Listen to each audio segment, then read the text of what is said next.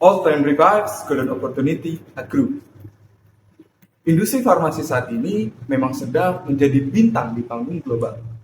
Kemajuan teknologi dan penelitian yang pesat telah membawa industri ini ke garis depan, terutama dalam menghadapi tantangan kesehatan yang semakin kompleks. Melihat peluang yang dimiliki oleh industri farmasi, kami kelompok Momentum memberikan rekomendasi buy pada harga saham PT Sido Muncul Tbk dengan potensial upside 21,39% dari harga yang sekarang di 705 ke 856 rupiah. Hal ini didukung oleh berbagai faktor, yakni proyeksi pertumbuhan kinerja Sido yang diperkirakan meningkat stabil mengikuti proyeksi pertumbuhan ekonomi di kawasan lokal dan Asia Pasifik. 5 indikator yang mendasari analisis yang memberikan rekomendasi buy pada saham Sido. Stabilitas dan pertumbuhan keuangan Sido sejak IPO. Yang kedua adalah proyeksi meningkatkan revenue dan total aset. Tiga adalah market share dan dengan pangsa pasar 72% untuk produk andalannya. 4 adalah prospek cerah industri obat herbal di Indonesia dalam pemulihan ekonomi global. Yang terakhir adalah komitmen Sido untuk berkembang dengan prinsip berkelanjutan.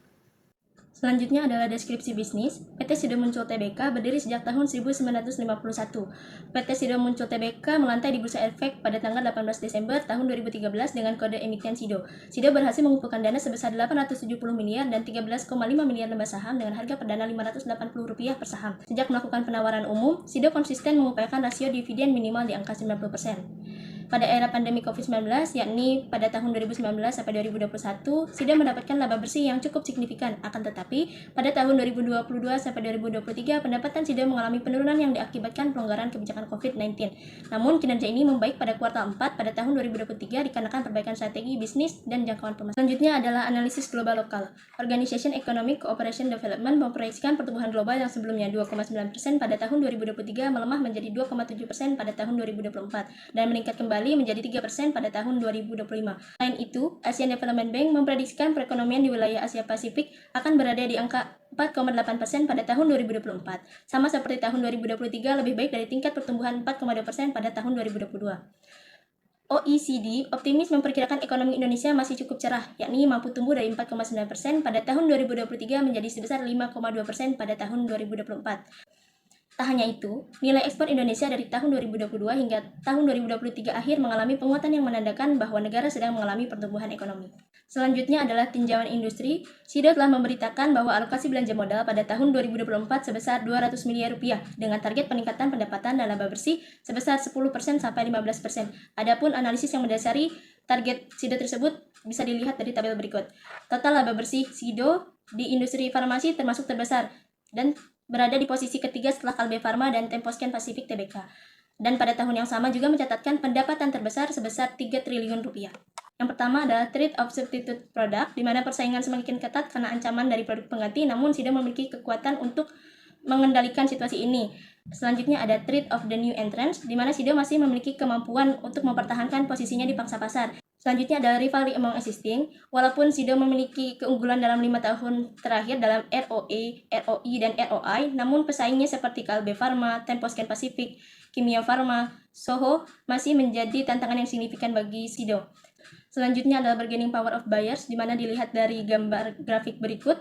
Pertumbuhan PDB industri kimia, farmasi, dan obat tradisional pada tahun 2022 naik tipis sebesar 0,69% daripada tahun sebelumnya, yaitu tahun 2021. Ini menandakan bahwa pembeli memiliki pengaruh terbatas untuk mempengaruhi kebijakan dan harga. Selanjutnya ada bargaining power of suppliers, di mana banyaknya penyedia yang berbeda, membuat Sido harus berhati-hati dalam bernegosiasi dengan pemasoknya. Selanjutnya ada posisi persaingan Sido di pasar domestik. Menggunakan analisis BCG matrix, dapat disimpulkan bahwa Sido dikategorikan sebagai cash cow karena memiliki pangsa pasar yang cukup besar, namun pertumbuhan pasarnya yang rendah. Oleh karena itu, Sido perlu mempertahankan pangsa pasarnya yang besar dan mencapai peluang baru untuk meningkatkan pertumbuhannya. Analisis keuangan. Dalam kurun waktu 2022 hingga 2023, penjualan Sido mengalami penurunan dari tahun 2021. Namun pada kuartal keempat tahun 2023, kinerja Sido kembali membaik dilihat dari adanya peningkatan penjualan hingga 70% atau senilai 1,2 triliun quarter on quarter. Struktur permodalan SIDO dalam 5 tahun terakhir lebih didominasi oleh ekuitas saham dibanding utang. Hingga saat ini, SIDO tidak memiliki pinjaman apapun kepada bank maupun lembaga keuangan lainnya, serta memiliki posisi kas bersih dalam posisi yang sangat kuat. Dalam 5 tahun ke depan, diprediksikan bahwa nilai ekuitas SIDO akan terus meningkat. Rasio return on equity dan return on asset SIDO meningkat secara signifikan di tahun 2021 karena meningkatnya permintaan jamu dan farmasi imbas pandemi. Namun di tahun 2022 hingga 2023 kembali turun mendekati garis normal. Return on asset dan return on equity SIDO diperkirakan akan meningkat dalam 5 tahun ke depan dikarenakan adanya peningkatan pada laba bersih dan total ekuitas SIDO. Dilihat dari rasio likuiditas SIDO diproyeksikan akan menurun dalam 5 tahun ke depan dikarenakan adanya peningkatan persediaan dan liabilitas lancar perusahaan. Peningkatan ini juga diiringi dengan peningkatan aset lancar.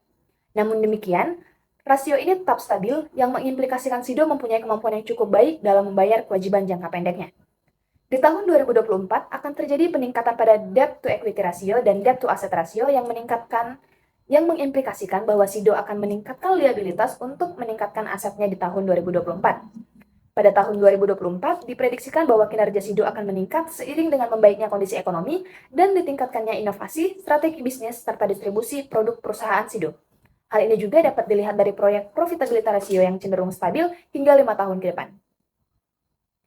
Untuk menghitung valuasi saham, maka analisis menggunakan metode discounted cash flow dengan pendekatan free cash flow to firm. Dari perhitungan yang telah dilakukan, maka harga saham SIDO memiliki potensi kenaikan atau upside sebesar 21,39% dari harga penutupan pada tanggal 26 April 2024 yang sebesar Rp705 menjadi sebesar Rp856. Kenaikan ini disebabkan oleh proyeksi kinerja SIDO yang akan membaik dalam 5 tahun ke depan. Nilai ini didapatkan dari perhitungan pada tabel analisis sensitivitas yang menggunakan asumsi WACC sebesar 7,07% dan asumsi pertumbuhan sebesar 3%.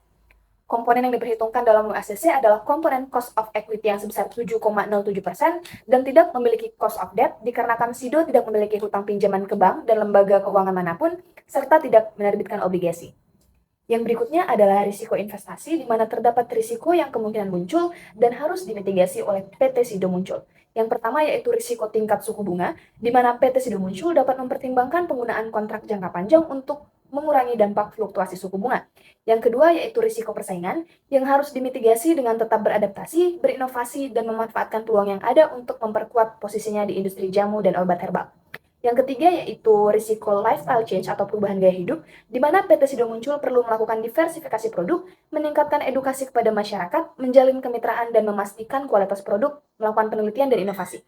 Dan yang terakhir adalah risiko politik, yang dapat dimitigasi dengan melakukan diversifikasi sumber pasokan, penyediaan cadangan bahan baku, evaluasi rantai pasok, kemitraan strategis dengan pemasok lokal, asuransi risiko, dan pemantauan aktif terhadap perkembangan geopolitik. PT SIDO muncul telah menerapkan prinsip-prinsip tata kelola perusahaan yang baik. Perusahaan ini telah menyusun berbagai pedoman dan kebijakan, termasuk kode etik, pedoman, direksi, dan komisaris, serta kebijakan anti-suap dan anti-korupsi, untuk memastikan integritas dan kepatuhan terhadap standar yang ditetapkan.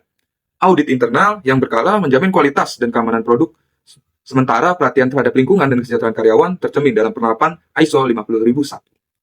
Dan penggunaan energi terbarukan tak luput juga dari PT SIDO muncul. Prestasi SIDO muncul dalam GCG diakui melalui penghargaan ESG dari Kementerian Perindustrian dan penghargaan Best of the Best Awards dari Forbes Indonesia pada tahun 2022. Menegaskan reputasi mereka sebagai salah satu perusahaan terbuka dengan kinerja terbaik di Indonesia. SIDO muncul juga menonjol dalam penelitian ESG, menjadi satu-satunya emiten sektor kesehatan dengan risiko rendah Indonesia, mencerminkan komitmen mereka terhadap praktik lingkungan sosial dan tata kelola yang berkelanjutan cukup tinggi. Skor ESG yang rendah menunjukkan transparansi dan akuntabilitas serta pengolahan risiko yang efektif, yang semuanya berkontribusi pada peningkatan kepercayaan dan reputasi di mata investor dan konsumen. Perusahaan SIDO muncul telah menerapkan sistem keberlanjutan pada pengoperasian perusahaannya. Hal ini dibuktikan dengan perusahaan SIDO muncul dapat meraih penghargaan yang cukup bergengsi, yakni SDGs Action Award dari Kementerian PPN dan Bappenas. Salah satu penerapan SDGs yang dilakukan oleh PT SIDO muncul, yakni dengan mengelola dan mengurangi limbah produksi, serta mengendalikan pencemaran udara, dan masih banyak lagi faktor-faktor SDGs yang dilakukan oleh PT SIDO muncul. Tak hanya itu, SIDO muncul memiliki 5 pilar keberlanjutan. Yang pertama adalah integritas produk, yang kedua adalah pasokan keberlanjutan, yang ketiga adalah bisnis yang inklusif, 4 pelestarian lingkungan, yang kelima adalah kesejahteraan karyawan. Sekian presentasi dari kelompok Momentum. Terima kasih.